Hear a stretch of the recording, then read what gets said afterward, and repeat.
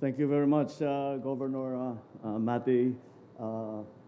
Please, agtugaw tayo po. For your kind introduction and your very memorable word. I'd like to greet, of course, Senator Amy, who has, after a long time, has managed to find time to, in her campaign schedule, kampanya na in her campaign schedule to be with us here today. Ilocos Norte 2nd District Representative Angelo Marcos Barba. Ilocos Norte Vice Governor Cecilia Araneta Marcos. Ilocos Norte 1st District Representative. Up to now, I will tell you the truth, hindi ko masanay-sanay na binabati ko yung anak ko na pero talagang kailangan ng batiin dahil congressman na eh. So, 1st District Representative Congressman Sandro Marcos, the Chief of Staff of the Armed Forces of the Philippines, General Romeo Browner Jr., the officials and employees and residents of Batac, led by Mayor Alfred Chua. And of course, my greetings would not be complete without greeting our First Lady, First Lady Lisa Araneta Marcos. All of the officials who have come here, the mayors who have joined us, the barangay chairman na napakalakas ang palakpak kanina sa suggestion ni Senator Amy, at pag-usapan natin mabuti yan. We are also visited by our friends from Isabela and from Cagayan, and we welcome them once again to Ilocos Norte. Na imbag nga bigat yu amin. Kada gitipadak ken ay etek nga Ilocano na imbag nga bigat kada kayo amin. I always look forward to coming to Ilocos Norte, not only because it is really our home, but also in this special occasion when we commemorate the Marcos Day, which is the day of my father's birthday. And as we have seen, it is his 107th birthday. So it is inevitable when we celebrate his life and we look back and I try to find and try to think, what was it about my father? Ano ba talaga?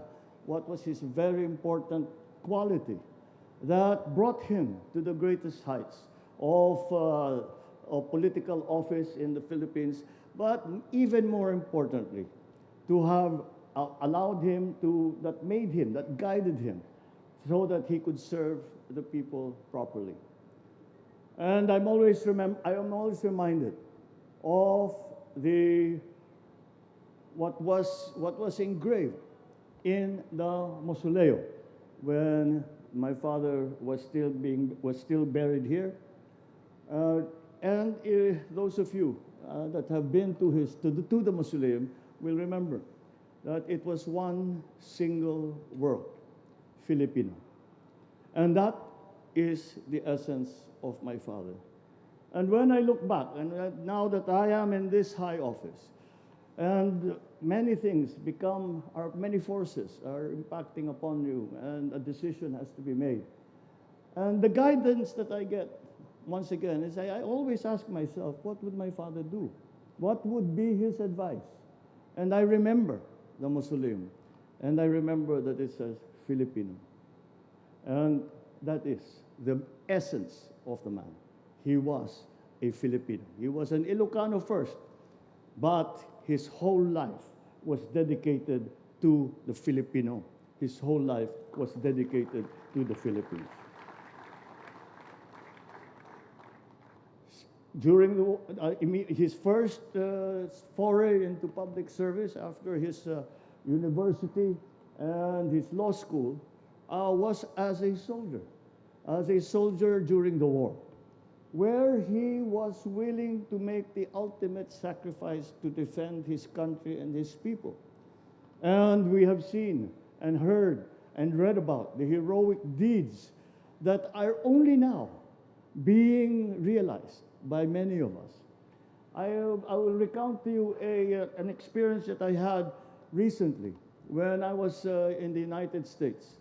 And I was hosted by the director of the Central Intelligence Agency, the CIA.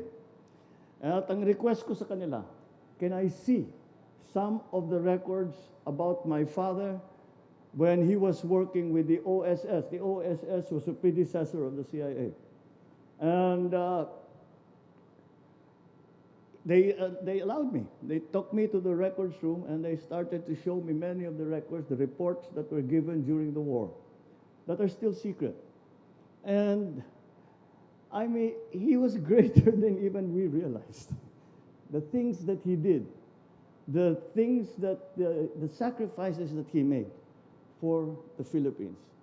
And I asked the CIA, maaari ba, pakopya ko, iuwi ko. Sorry, it is still classified. And that was the depth of his service to the country.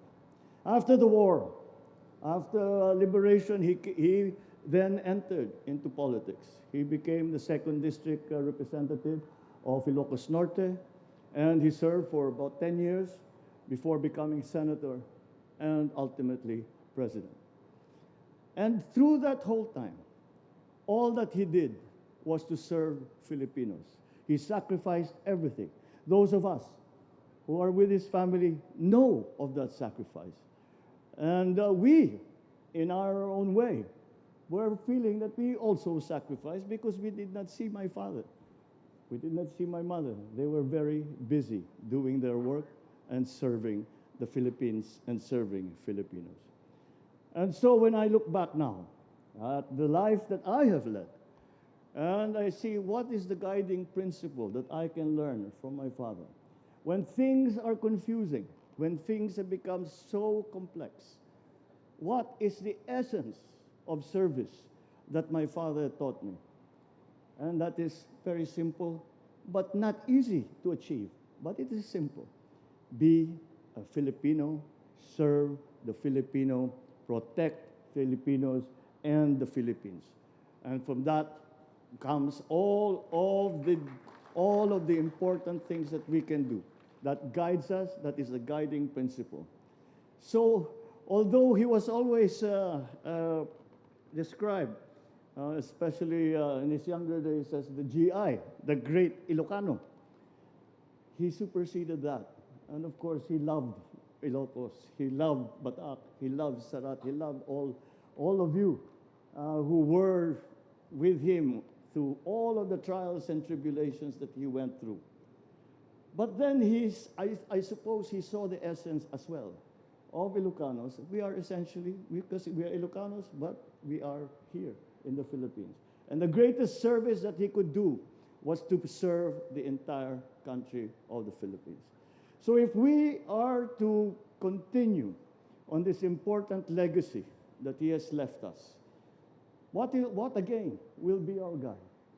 How again do we know what is the right path to make it better for the Philippines, to make life better for all Filipinos, to make sure that the Philippines is protected, that the Philippines is secure, that the Philippines is going to flourish, that the Philippines takes its place in the community of nations in the world. And I have followed that credo from the very beginning of my term, and I will continue to follow that credo. Be a good Filipino. Be a Filipino that loves your countrymen.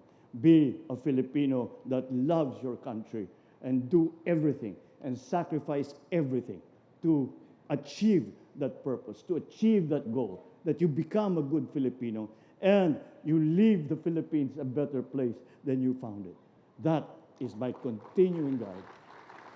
That is the credo that we should live by. And for that, I will be eternally grateful to my dad for the lessons that he taught us, for the values that he imbued in our very souls.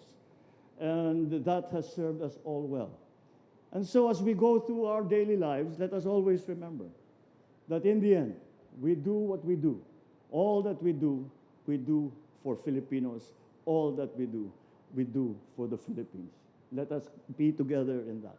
Let us continue that legacy of love of country. Let's continue that legacy of love of your kababayans. And I think that if we do that, that we will always be led in the right direction. Happy birthday, Dad. Naimbag ti panang kasangay. And thank you for all that you have given us.